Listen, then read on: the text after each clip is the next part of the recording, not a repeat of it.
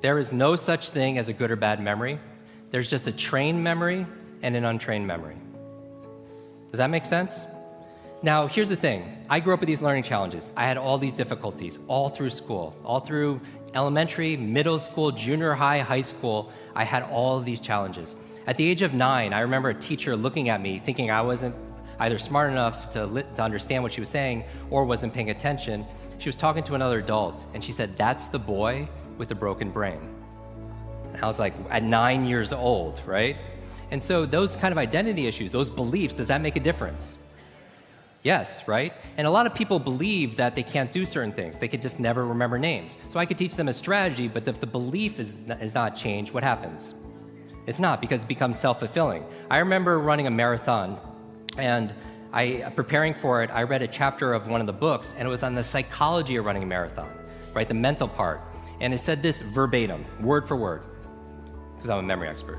It said, "Your brain is like a supercomputer, and your self-talk is a program it will run. So if you tell yourself you're not good at remembering names, you will not remember the name of the next person you meet because you programmed your supercomputer not to." A lot of people say, "Oh, I have a bad memory," right? They always think, "I have memory," or "I have focus," or "I don't have focus," or "I have creativity," "I don't have creativity." I want you to scrap that. Creativity is not something you have, it's something you do.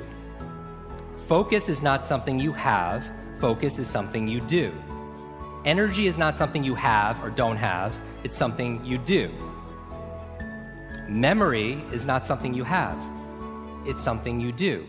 And what's the benefit of turning it into a do, as opposed to something you have? What's the benefit?